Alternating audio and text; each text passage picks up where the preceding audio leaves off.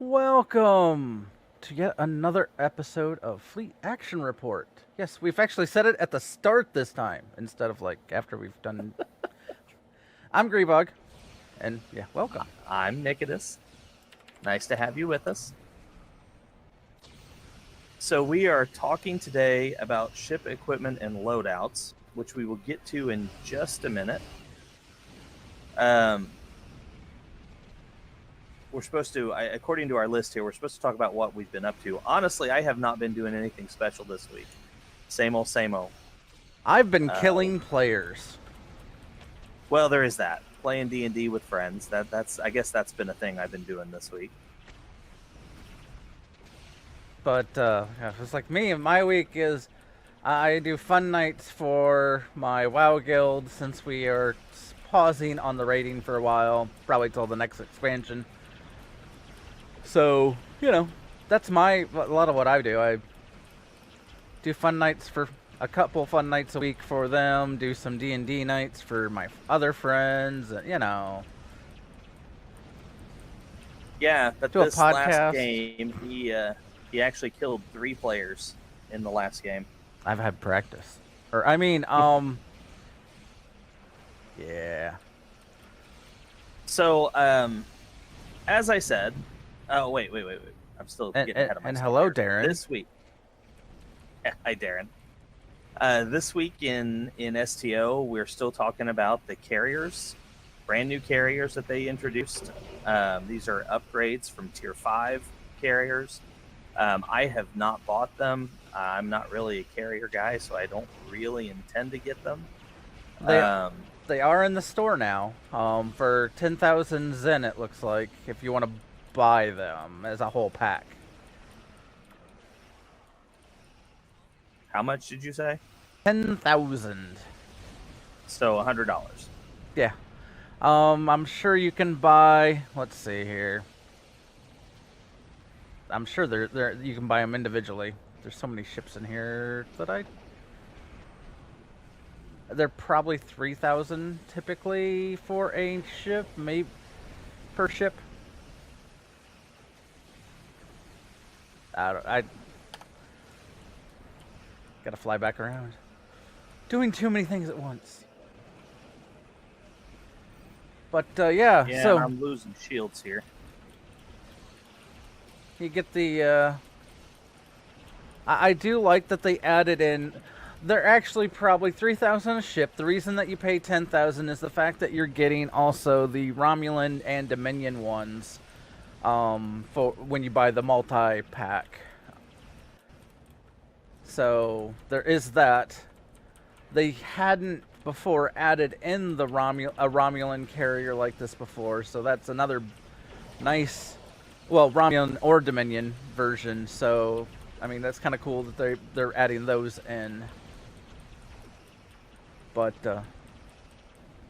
okay, so what you guys are seeing here, this is system patrol over in Romulan space that we're dealing with here in game. The show today is to talk about ship equipment and builds. So I figured we'd start off with a little combat here so you can see some of the ways in which the ships interact. I've been hitting on a bunch of my abilities, trying to keep myself alive as these enemy groups were larger than I was expecting. So my ship is a warship. This is a fairly new classification of ship in the game. They are escort style, so they tend to have a higher turn rate than the cruisers, less shields, less hull points. The warships in particular tend to have 5 weapon slots up front, 3 in the back, total of 8 weapon slots, no experimental, which seems to be a thing that the actual escorts have now, is the experimental weapon slot, which is a special 360-degree weapon. Usually it deals some form of exotic damage. My build is kind of a hybrid build, which most of the high-end players will tell you not to do. I am mixing beams, turrets, and torpedoes. While most ships do mix torpedoes into the build, Most players will tell you to either do beams or turrets, cannons. Cannons would go with turrets, and then the beams would go with the omni beams or omnidirectional beams. I'm doing a hybrid build. Again, most of the expert players would say this is a no-no, but it's what I enjoy playing. And if you remember our episode on traits a couple weeks ago, we talked about the different trait abilities, and one of my starship traits here is entwined tactical matrices. So every time I hit torpedo spread, I automatically get fire at will 1 and scatter volley 1. So fire at will 1 affects your beams and makes your beams hit multiple targets at once, kind of an AoE. Scatter volley does the same thing, but in a forward arc for your cannons and turrets. So just by activating my torpedo spread 3 here, I get 2 other abilities for free, and I wanted to utilize those. So I've got cannons, my quad cannons, and then a fleet dual heavy cannon. And then I've also got my dual beam bank. And then on the backside of my ship, I've got 2 omnidirectional phaser beams and the cutting beam. The cutting beam is kinetic damage only. It is not affected by those abilities, but the omnidirectionals would be, along with my dual phaser beam up front, and then the cannons, of course. So first off, let's just start. Well, Yeah. let's do this instead. Greebog, I'm going to let you take the reins and kind of explain your build for a moment, and then we'll go into acquisition of these items. Okay, my build, since I fly cruisers, I've set myself up here. You can see I pretty much have beam arrays in every slot. I fly a beam boat. Now, this ship does turn much faster, so I could probably change it up a bit, but I still just use the beam array setup because with this temporal light cruiser, I have actually 5 forward, 5 forward and 3 aft weapon slots. If you notice, all of them are the same beam array essentially, except for I have one here that is part of a set, and it goes with the torpedo that is in the set. Essentially, I am trying to get the set bonus with this torpedo setup. I have a kinetic cutting beam. I think pretty much everyone gets the kinetic cutting beam because it's a really good weapon to have. 360-degree kinetic damage, bypasses shields, kind of handy. Yeah. I use a lot of. I have picked up a lot of interesting things over time. Because here's the Nausicaa and console. I'm gonna screw up all my talking words tonight. But I also have in here the I put in the vulnerability exploiters because we didn't have at the time I think they were the other version. This one gives critical locators, vulnerability locators. Yeah, this one gives more critical damage than critical severity. They aren't bad if your fleet doesn't have the locators unlocked yet. They're probably better than you're going to find on, like, if you can't get either the exploiters or the locators, having just something that gives you plus whatever your main weapon type is. I went all disruptor. Mainly because I wanted the coalition disruptor games. You'll notice that there's a lot of variety out there, and we'll go into some of that on the various types. But I was going to say you're jumping ahead a little bit. I know. That's part of my build, though, man. Well, let's just go ahead and go. So let's start off with equipment. So with the type of equipment on your ship, today's episode is about ships. Next week we will do ground-based equipment, but this is ships. So your ship equipment slots, you're going to have your 4 weapons, and on a tier 6 ship, that's going to vary from 3 to 5. And then you have your deflector, your impulse. If you're flying a science vessel, you will have a secondary deflector. Then your warp core, your shields, your aft weapons, maybe an experimental weapon slot, your devices, and then your consoles. And you'll have engineering consoles, science consoles, and tactical consoles. And there are some special ships that will have a single universal console slot that you can just put any console you want in. So there's several different items here that go into your ship build. How you acquire these. So a lot of these are just straight up mission rewards, especially later missions in the game. Will give you a lot of high-end equipment. Some of them are even set items. We'll cover set items here in just a minute. My quantum phase torpedo here, for example, is a mission reward. Drops. So as you are fighting enemies, you will see these little jars and boxes kind of show up. They'll be highlighted in color according to rarity, and these use the standard MMO rarity these days, where gray is the lowest tier, and then white is common, green is uncommon, blue is rare, and purple would be epic or legendary, depending. And then STO actually has a tier above that, which is this gold-orange color, which is the highest you can get here in STO. But you can get those as random drops. Now, the random drops don't tend to be any higher than the blue quality. Every once in a while on a special mission or a TFO, you might find something higher. But typically those are going to be blue or less. But if you're just starting out, that's okay.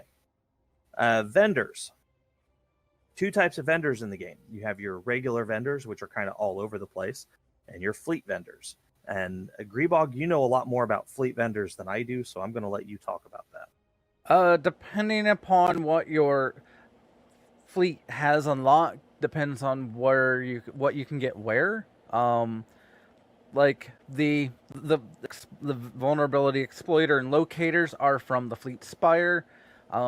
If you go to your fleet starbase, they have a general weapons, and I can actually show you that later. But there's a vendor there. You can buy, I think it's rare, or is it? I think it's ultra rare. I think you can buy ultra rare from the vendor, and it's a good place to get. Like once let's say you've maxed out your level, and you don't have great gear.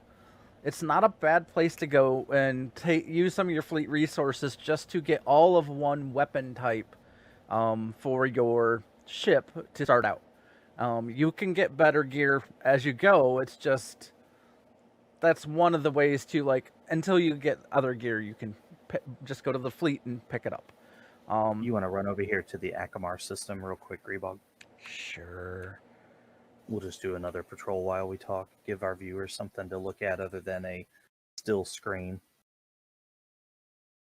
Where are you? So the fleet vendors, which are on all the fleet resources, your fleet starbase, your fleet colony, your mining asteroid, all the fleet holdings have vendors on them, and those vendors will offer you different items.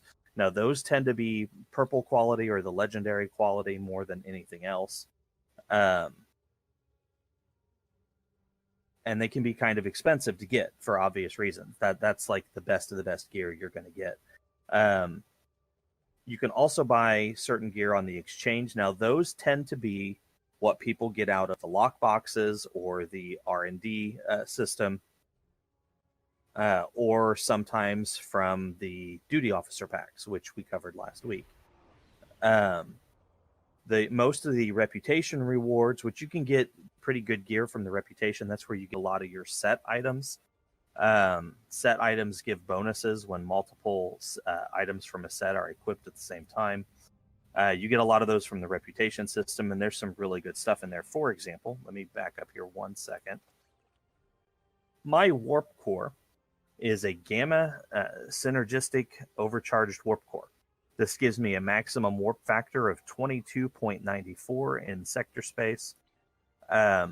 This was from the gamma reputation. So you go to your character screen, go over here to the reputation tab. Gamma is going to be at the very bottom. That's where that warp core came from. That is one of the fastest warp cores in the game. Now, as you see on the bottom of the screen here, it says part of set Gamma Team synergies. And I only have the core. The other 3 items I have not gotten out of that reputation yet. So I don't have the set bonuses. But the warp core was fast, and it gives some pretty good bonuses here. It gives aux power, both maximum and available. It increases your warp factor, adds to your slipstream speed, turn rate, and then your transwarp drives. So a bunch of stuff that I wanted just with the warp core. So you can use these items without using the full set. And that's just one example. Those typically cannot be sold on the exchange. Those are bind on pickup. So as soon as you get them in your inventory, they are bound to your character. So if you want multiple sets of that, like if you want other characters to have them, you're going to have to get that per character. But again, that's the reputation system. So I do have a few items here that are set have set bonuses. My quantum phase torpedo here. Go ahead, you can blow them up there, Greebog, while everybody's listening to me sit here and chat. Let's see, quantum phase. There we go. More details. We'll tell you about that set. You can do this with any piece of gear. If you scroll down, it'll tell you quantum phase catalyst. This is where you get into the set. So it tells you how many items are in the set, which ones you have. I'm 2 out of 3, so I get the 2-piece bonus here, which is a plus 15 accuracy, doubles the potency of my quantum phase weapons. Both the high yield torpedo shield heal and the shield drain. So, and there are all different kinds of, and you just totally beat that whole mission without me. It's fine. And there are all kinds of different sets. Your build is going to be based on your set items. That's where you get extra bonuses above just equipping. For example, anybody can equip a torpedo, and I'm gonna dwell on my quantum phase torpedo here for just a minute. Anybody can equip a quantum torpedo. You find them all over the place of varying qualities. The damage on them is going to be close no matter what it is, as long as the mark is the same. Obviously, a Mark 15 is going to be higher than my Mark 12 here, but I just got this, have not had a chance to upgrade it. But, Mark 12 is going to be pretty much the same as any Mark 12 quantum. But you miss out on those set bonuses. So it's like extra things you get just because you're equipping this. I also have a Bajor defense, both the impulse engines and the shield. Now, this is another set item. I'll go to more details. So I have 2 out of 4 on this one. So I have the core damage systems buff, which is plus 19 phaser, disruptor, and plasma damage. I do not have the range modulation, nor do I have the manipulative energy siphon, just because I am missing 2 of the items here. So at some point in time, I may pick those up. Those are mission rewards. So that's an example of a set that comes from a mission reward. Let's see. I also have House Martok. Now, this is a 1 of 3. I don't have the other set items here because that basically runs off disruptors. I'm not using disruptors in this build, but I wanted the other things this comes with, 10% hit points, shield. So again, it's a set item that you can use without the set. Here is Bioneuro Gel Pack. More details. I have 2 out of 3 on this one. I have the Neutronic Torpedo Launcher, and then this console, the Bioneural Gel Pack. The 2-piece set bonus is plus 15% radiation damage and the 20% cooldown reduction on the Neutronic Torpedo, which is up here. So this deals kinetic damage and then has an explosive radiation damage. So that 2-piece set bonus lets me fire this more often and increases the damage from the radiation. Okay, so that's pretty much my equipment. I'm going to give the reins to Greebog here so he can tell you a little bit about the stuff he's using, and then we'll get more into the weapon types and the energy types, and we'll explain that a little bit. Yeah, and like I said before, I kind of I'm doing the beam boat setup. Essentially, I broadside when I fly, or fly in the middle of everything and do fire at will. which that's the primary skill when you see everything shooting every which way from my ship. Here, we can go into the system and show them. Well, let me close this. But so I do fire at will, and then I also have the. I only have chemosite-laced weaponry 1 on this setup. I would honestly prefer to do a 2, but I got what I got, and they're expensive to get, so. Now, it does look a little bit like a rainbow because of I use coalition weapons on most of them. That's the blue beam shooting out of me.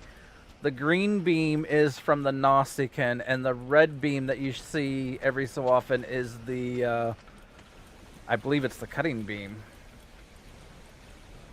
So, that's how yeah.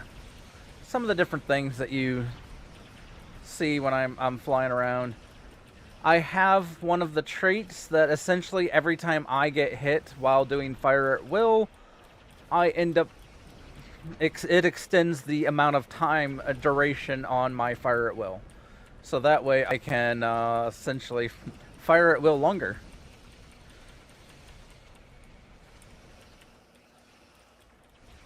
But yeah.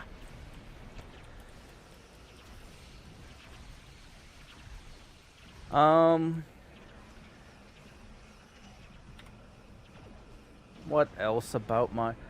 I do have one of the devices I highly recommend you trying to pick up at some point is a red matter capacitor. It essentially gives you bonus energy every so often. Yeah, plus 25 all power levels for 30 seconds, plus 10 all subsystem power. You can pick that up fairly easy from the vendor, the Phoenix lock or the Phoenix boxes that they do every so often that they give for free. You can buy extras, but you can get them free. They got a ticket inside that depends on your luck on whether it's a high quality, like a super. There's like 4 or 5 different levels of rarity on the tickets. And the highest one you can get some like of the tier 5 ships and stuff like that. You can also along that path there is a one of the items you can pick up is the red matter capacitor. So it's easy to get. You just have to wait for the Phoenix boxes to come back, and then you'll have to go. Which happens periodically. Yeah, I was like they do it several times a year, so normally it's like a weekend event. You just have to go to Drazana Station and talk to a Ferengi. He gives you the first taste, so that way you buy more. But you really don't have to buy more. Let's see, what else do I have in here that is fun? I am using... I got the Beacon of Kalis. It's kind of a nice thing to do. I use it sort of as a save my butt ability, because it disables all enemies around me. If I am taking heavy damage, I can pop that, and everything within 12 kilometers is disabled for a short duration. And another one... Like, a lot of these stuff I've picked up. Like, the Delta Alliance reinforcements, I believe, was from a mission. A lot of these come from missions, or sometimes from ships. Or, I think, Lobby Store. Because I have a console universal protomatter field projector, which helps with my hull regen, my shields. It is part of a set, but if you notice, I'm not using it for the set. I also have the regenerative integrity field, which again helps me take more damage, more hull healing. I'm fairly tanky with this, even though this ship really isn't great for tanking. This ship does not have good damage control. Yeah, its hull and its crew complement is way less than some of the standard cruisers that I fly. But this one, I have the bioneural fusion circuits. Again, I'm not using it for the set. More hull capacity, more control. It does have crit severity. That's actually, I think, the big reason. I don't know that I cared as much about the hull capacity. It was more about getting that crit. Because if you notice, a lot of this, like the tachyokinetic converter, is getting more crit chance, crit severity. It's I'm stacking a lot of things in here. This is why I have Borg pieces on my ship. I have a universal assimilated module. This actually comes from the, I believe it's from the, was that from a mission or from the rep? That's from the reputation. Okay, yeah, that's what I thought. I do have a 2-piece bonus going on here because I have the kinetic cutting beam and this console. And I'm pretty sure, actually, that's why. If you ever want to... Well, more details. You always go to more details. It'll show you the bonuses here. So I'm getting... Yes? I have the same bonus. I have it pulled up on my screen as well. I guess I should probably put my screen as main while I'm going through my stuff. But it's all about getting more power drain resistance, and yeah, it's a fun thing.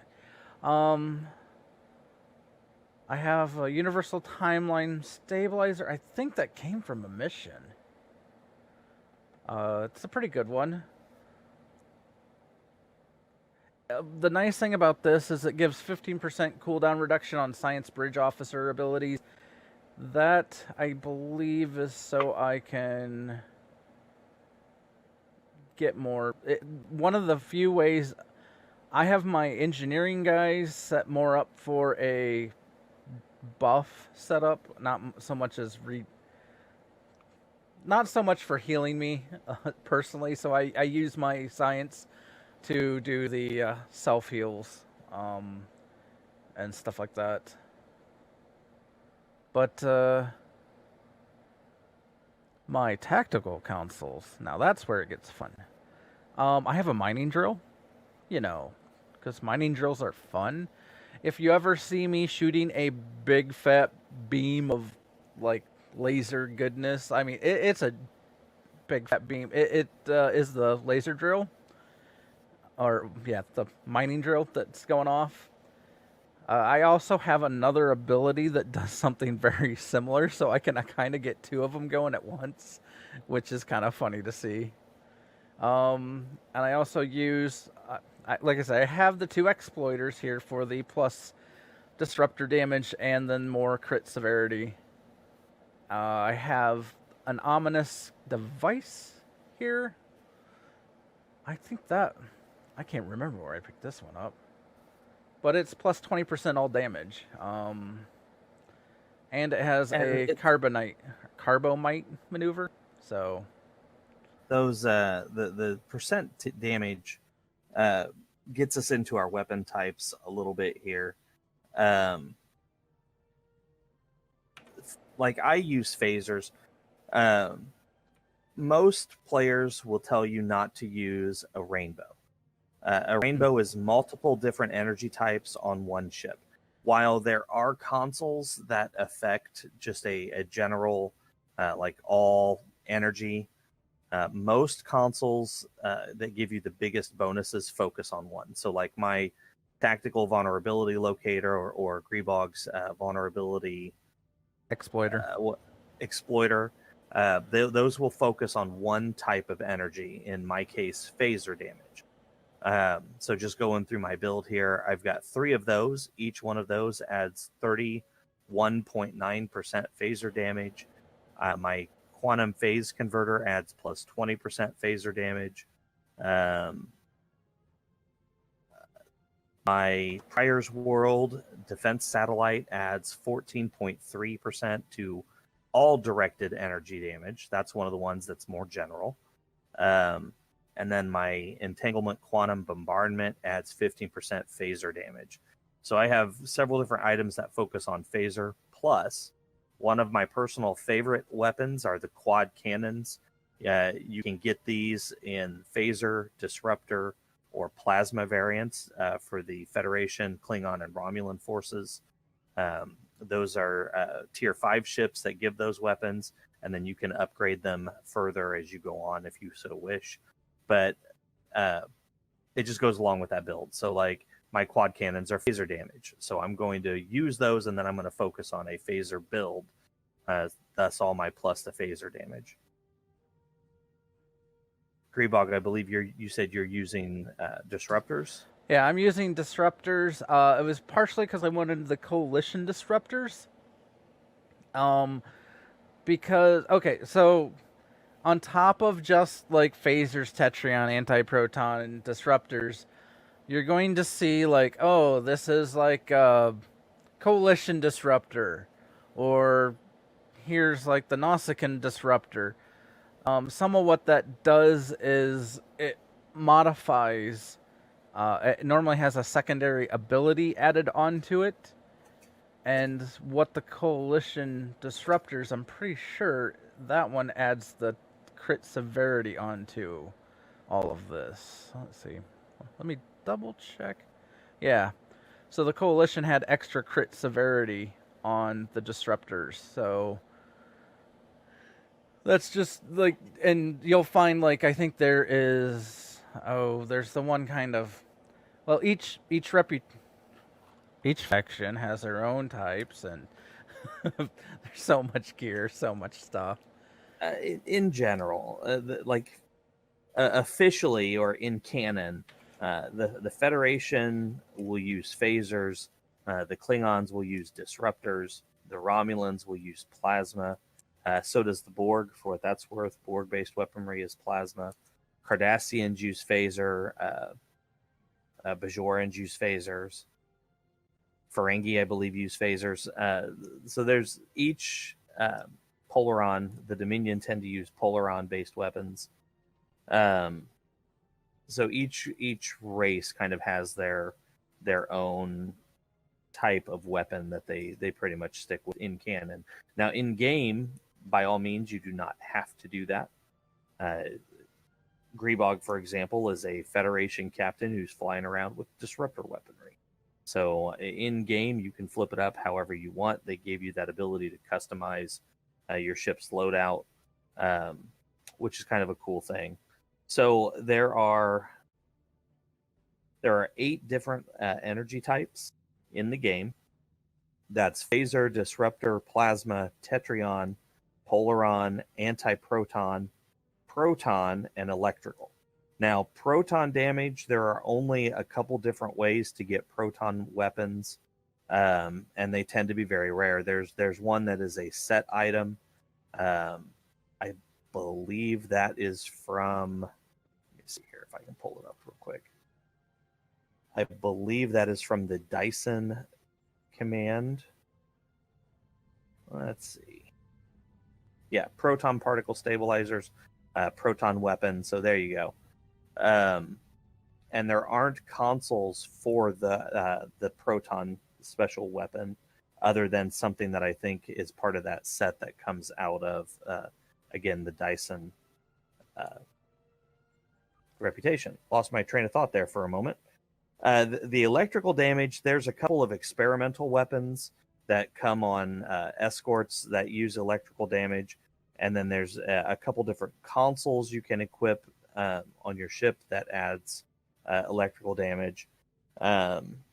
There's one on the Nautilus, what I call the Nautilus. It's the new ship from the summer event, the Rysian.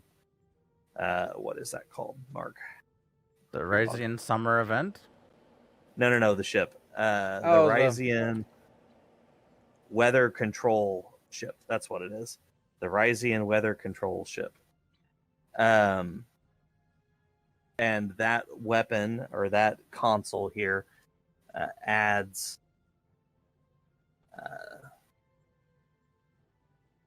Yes. I gotta find it. It adds electrical damage whenever you use a space anomaly ability. So if you put up a Tychon's Rift, it's going to add electrical damage. So that's another way you can do the electrical. Again, there aren't common consoles that increase electrical damage, but it is an energy type that is out there. Anything outside of those energy types is considered exotic damage, and that's where you get into your science vessel builds. A lot of the science officer abilities and crew will add to your exotic damage. So if you want to do that type of build, you certainly could. That's where you're using a lot of bridge officer abilities in place of your ordinary weapons. And again, I don't do that type of build. We might have to get a guest star on here who does. So if you know anyone or if you play that style of ship, please hit us up. I'd be happy to have you as a guest in the next couple episodes to talk about your individual build or the way you do a science vessel. But I don't do that. I was trying to toy with it a little bit today when I unlocked that Ryzian ship. Maybe sometime down the line here, I will get a build put together and be able to highlight that for you guys if we don't get a guest star in here. You want to talk about any energy types there, Greebog? A lot of people, especially starting out, like to favor anti-proton or tetrion. They seem to be the favorites that I've seen talked amongst the fleet and what they prefer. Most of them seem to like they pretty much when starting. If you can't get a special weapons build setup, like I've gone with the coalition setup. If you can't, like I had to get these off of the auction house or exchange. So, I mean, if you don't have the money to get them off the exchange and you just want to have a standard weapon build, like anti-proton tetrion seems to be the favorite because of the way the damage is done in combat. I can't remember. I have to pull up but in the because each weapon type has special abilities. Like some of them have a certain amount of bleed through. I think anti-proton has some bleed through that it bleeds through the shields.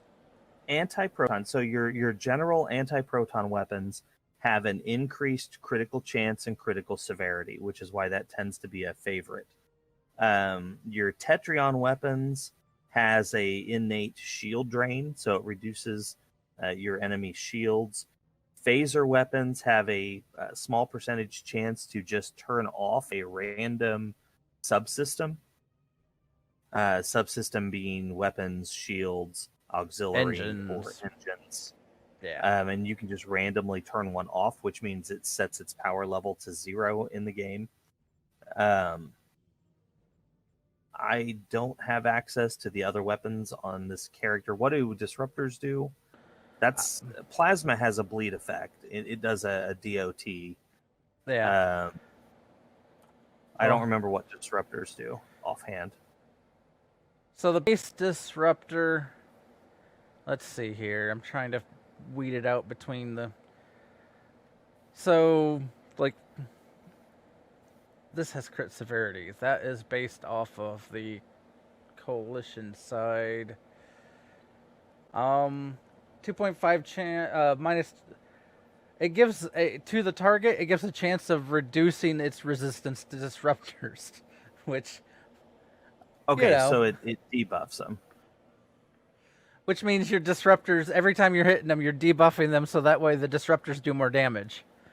Or have a chance to do more damage. So, and then even within... Sorry. Well, I mean, that's kind of the whole point of that build was... using disruptors with the Coalition, because the Coalition has the crit part on them as well. Plus the... you're trying to weaken their defenses as you are trying to crit more. Which is why some people call those the OP weapons, the god weapons type, Yeah. Anti-proton's that way too. A lot of high-end players will tell you that anti-proton is the default way to go. Although even within each energy type, there are variations. For example, I have here in my inventory a fluidic anti-proton dual beam. Now, they don't have quite the critical boost. They don't have the critical severity. Instead, they have a repel and physical damage. So it's a 2.5% chance per time the weapon is fired to push the enemy back and deal a set amount of damage directly to the hull that completely ignores the shields. This isn't even kinetic damage like torpedoes do. This is listed as physical damage, which is an entirely different type of damage. So even within the various weapon types, like there are phaser variants, there are disruptor variants, plasma variants, and so on and so forth that are different from the base plasma. That also should be pointed out that a lot of those variant types have different colors to them. There's a phaser variant that is blue, but it's still phaser damage. So while you may end up in a team with somebody who appears to be playing a rainbow build, that is not necessarily true, because they may just have a bunch of variations on anti-proton damage or phaser damage or whatever type of damage they're focused on. And in that particular case, their consoles they have, their damage boosting consoles, would still be at full effect, and that's okay. And that's fairly a new thing with the variations in weapons that change the color. When the game was first launched, that was not in there. So just don't go and start yelling at a player about playing a rainbow build when you may not be certain that that's what they're doing. Well, that's why, like on mine, I said it sort of kind of gives an impression of a partial rainbow, because my main ship, I have the four, like almost all of them are blue except for the one Nausicaan disruptor I have on it, and then the kinetic cutting beam, and that is, the disrupt. It's the Nausicaan disruptor. While it's a disruptor, gives off what it was. I think that might actually still be green, but the coalition disruptors are all blue. So, in this build, I don't believe I'm having that problem, other than my trilithium enhanced omnidirectional phaser beam. I believe that shows up as a slightly darker red, which would put it more in par with an anti-proton beam. I think that might be my only color that's off in this build at the moment. So one thing I wanted to touch on that we haven't gone over yet is the weapon types. So there are several different types of weapons in the game in addition to the energy types. You've got your beams, which I mentioned earlier. A lot of times beam boats will use those. They have a 250-degree firing arc, so they tend to be used to broadside, where you can get like all 8 weapons hitting a target at the same time. There's dual beams, which are forward focusing. I don't believe you can equip those on the rear of your ship. They have a 90-degree firing arc, so it tends to be more focused. A very little chance for overlap on that. There is cannons. Cannons deal the most damage, but have a 45-degree firing arc, so very centered directly in front of your ship. Almost no chance for an overlap there, unless you're talking about turrets. Turrets are similar to cannons, in which they fire a bolt of energy or a rapid stream of bolt of energies. They fire in a 360-degree arc. Most people tend to put them on the rear of the ship to go along with a cannon build. They are affected by cannon boosting abilities such as cannon rapid fire or scatter volley. The omnidirectional beams are beam weapons that fire in 360 degrees. They tend to be slightly weaker than the standard beams as far as the damage dealt, but again, they fire in any direction. So you can always use those to hit an enemy, no matter where they are compared to your ship. And then we have torpedoes and mines. So mines, exactly what they sound like. You drop them along behind you and you wait for an enemy to run into them. There are abilities that let you scatter mines around or increase the damage of mines. I am not a mine using person. I prefer torpedoes. Torpedoes can be fore or aft firing. There are also wide variations that increase the firing arc. The standard firing arc is 90, but there are some of the wide angle torpedo launchers that are at 180. Still no chance for an overlap between forward and aft facing. But you can certainly split it up so that if you're turning rapidly, you can fire from both ends fairly close together if you want to do a torpedo build. There are actually some really cool torpedo builds out there. I had one built once upon a time when Tier 5 was the max on a science vessel. I was doing a torpedo build that was kind of fun to toy around with. Any weapons you want to go over there, Reebok? You covered pretty much this entire ship with the fact that I switched to one of my special ships. Has a little. I don't know that this one does have a higher turn rate. I set this one up to be more of a frontal attack ship. It's still a cruiser. Well, it's a battle cruiser, but I went with all dual beam banks on the front, -1 beam array, and the torpedo launcher. But then I also have the kinetic cutting beam, omnidirectional, and a turret on the aft. But yeah, so that's kind of like you can mix it up. If you have an escort and you're going to do more frontal attacks, you would want to have more like the turrets or the omnidirectionals on your aft weapon slots. Then you can put the nice big high-powered big hitters on the front end. Yeah. One thing I would probably recommend, and you'll probably over time with the consoles, for tactical consoles, until you can get like the vulnerability ones, I would recommend finding whatever weapon type you choose, or energy type. Find the plus damage version. Like here you see I have an anti-proton mag on this run, and it gives the plus 28.1% anti-proton. You don't have to have it maxed out. You can level them up, you can upgrade them, and it will get better and better. Or you can use those until you can get your vulnerability ones. So, And that's what I would, yeah. These are great for adding damage.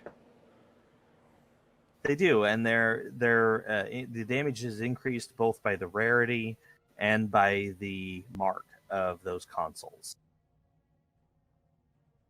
And you can get some of those. There are missions that drop those.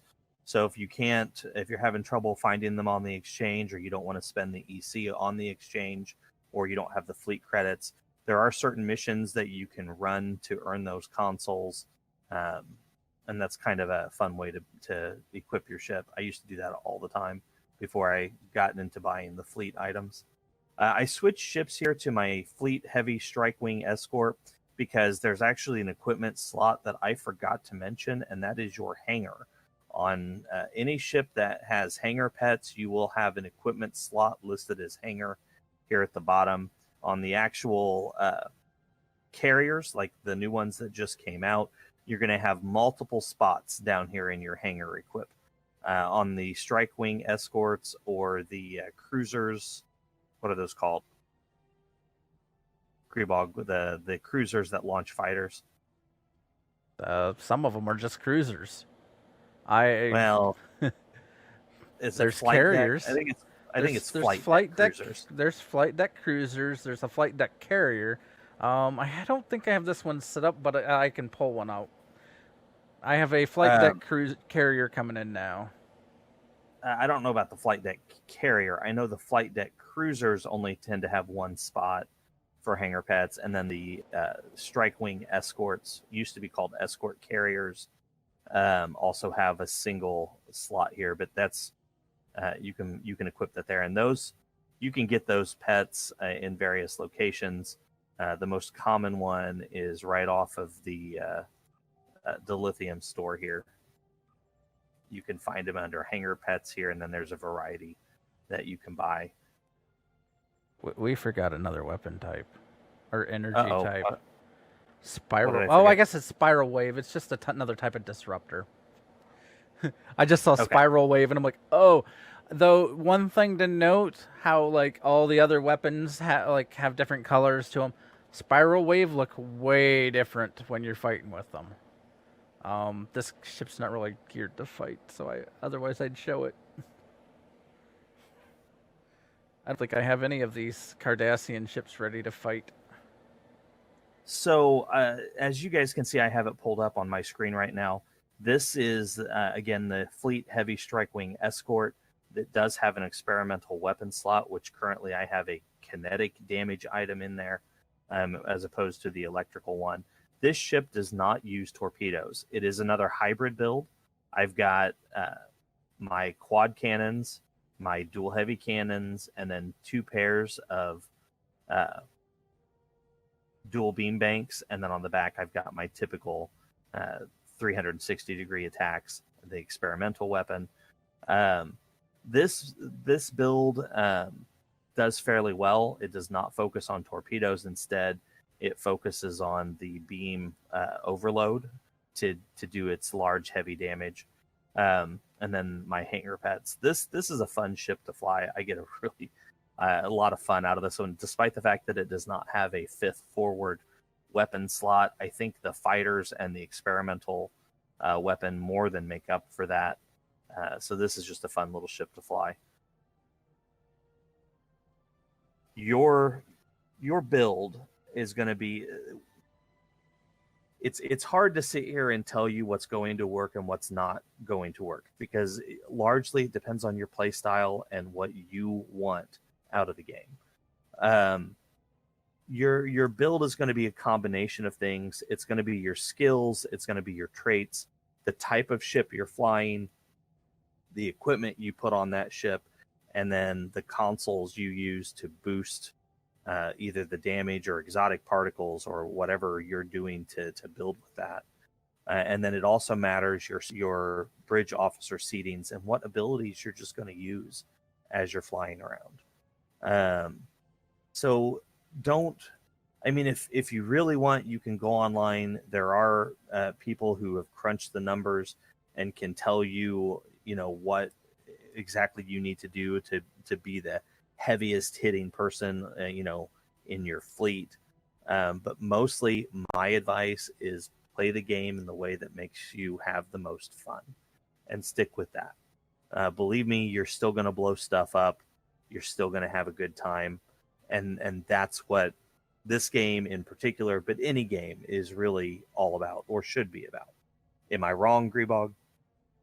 No, you're wrong. Oh, I'm not. You're right. And you can have the ship that they recommend. Let's say you got the god ship, all the god weapons going. You've got the cloned someone's epic major Uber setup. You still can blow yourself up by doing something stupid or not understanding what's going on. So it's just because someone says it's the best thing ever doesn't always make that the truth. Because if you like playing a different way, then you're probably not going to play the way the person that set it up, which means then it's no longer optimal, I guess. I hate that word. But yeah, just play the way you want to play. It's fun.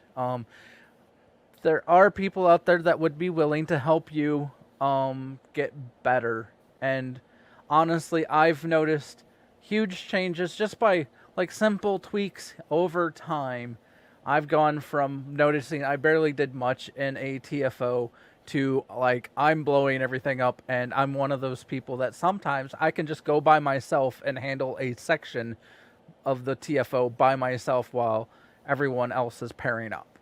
So, I mean, it just takes time, it takes some practice, and there are people out on Reddit. There's, I think, an STO builds on Reddit that people are willing to help you work on getting better if that's something you really want to delve into. I tell you flat up, though, I would rather be in a party with a bunch of people who are having fun than a bunch of people who are crunching numbers. Well, I'd rather be And in a party having fun than a bunch of people worrying about being optimal. You're adding too much Yeah. stress to a game that's supposed to be fun. I agree with that. And that's what a game should be all about. I mean, it's a game. It's supposed to be fun. You're supposed to be playing it, having a good time. As always, you guys are more than welcome to hit us up if you have suggestions or questions. Our email is fleetactionreport@gmail, I believe. Right, Greebhawk? Yes. Now that I said it, I'm sitting here going, that is right, isn't it? Yes. Something we should mention also, I think it kind of goes with the loadouts. You've noticed me switching ships and some of my weapons and some of my consoles and like my engines and disruptors and deflector and impulse and all that's all switching with my ship. They have it set up so you can have a build for every ship that you can fly. You just switch the ship and it will switch your hot bars down at the bottom. It will switch your bridge officers. It will switch your, all your equipment on your ship. Well, like, it'll switch to the equipment you had set up on that ship the last time you flown it. So you can have multiple setups quite easily doing it that way. And it's something I've loved that they didn't have it quite working way back, and now it works, and it's awesome. That's true, and that's something we forgot to mention. So thank you for bringing that up. If you go to your character page, go down to your ship, you've got 4 tabs right here in the middle. You've got Mastery, Stats, Loadouts, and Visuals. Your Mastery tells you where you are along the Mastery track, and of course this ship I have maxed because I fly this thing all the time. Your stats give you a breakdown of percentages and so forth if you want to look at the numbers. Your loadouts are right here, which is what Greebog was talking about. You can have 2 loadout slots per ship. I'm sorry. You can always buy more, but you have 2 per ship.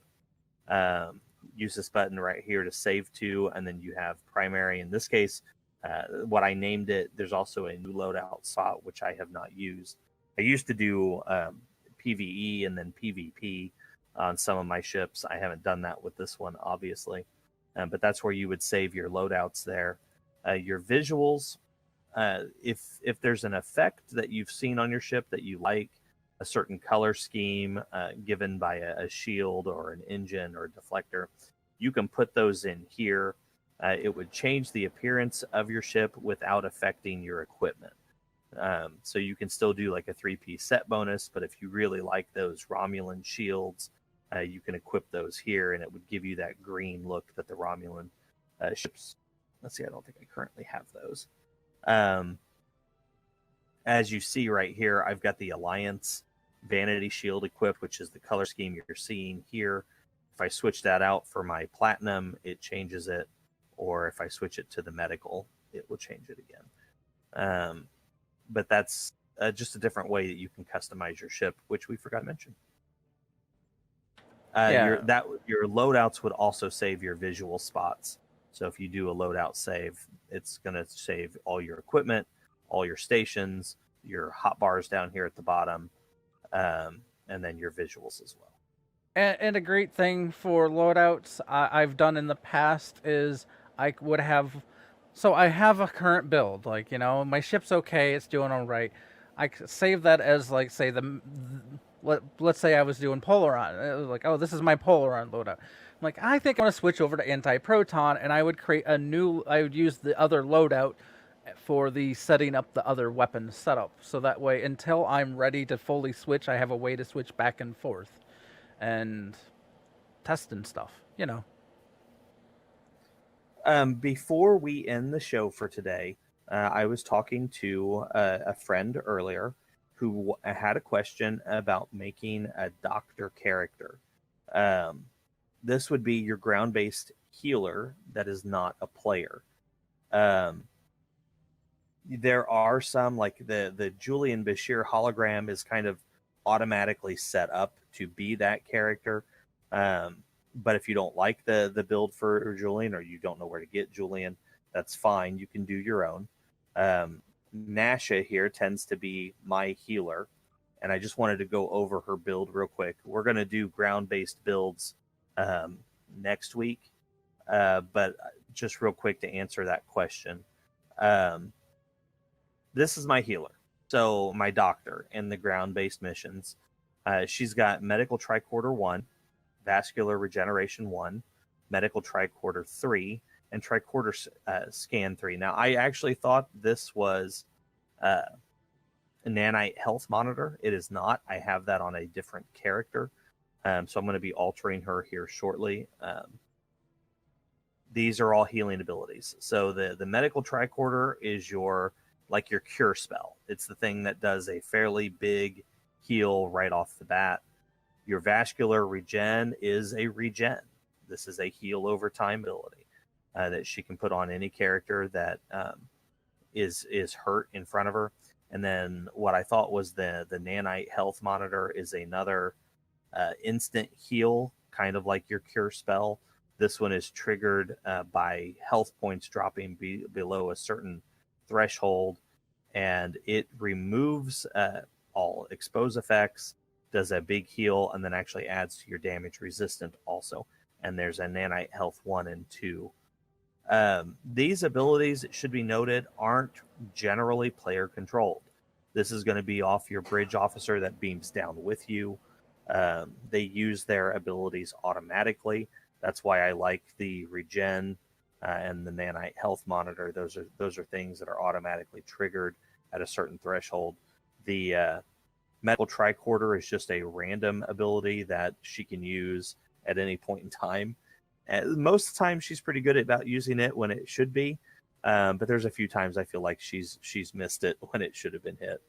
But that's how I made my ground-based doctor. And again, I'm going to be switching this out for that nanite health monitor here after the show. But if you guys ever have questions about that, we are happy to answer them. Please don't be afraid to ask. You can hit us up again on the email, fleetactionreport@gmail.com. You can check out our Facebook page and comment there if you so choose, or send messages. You may also look us up on YouTube. Both YouTube and Facebook are found by searching for Fleet Action Report. And then you're also welcome to ask questions or make comments during the shows. So lots of ways to contact us, and we're happy to help with anything that you guys might have a question about or need assistance with. For the YouTube channel, I've been trying to get the episodes up by noon on Thursday. Of course, that's noon Eastern time. So I'm trying to keep it as a just you'll see it pop up on noon on Tuesday, or not Tuesday, Thursday, noon on Thursday.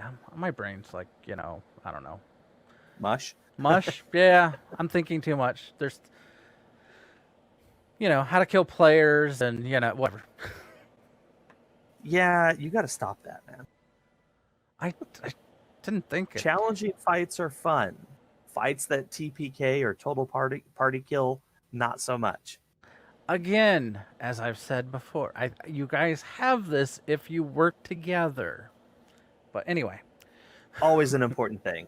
Whether you're playing STO, D&D, or, out in the real world. Well, on that little comment, I was like, I've heard of groups that like to do a setup where each person, like they will have a 5-man team, and each person will use a different weapon type, one that will help work together in a unique build mesh for doing some of the high-end TFOs, so that way I don't know how much that's really needed.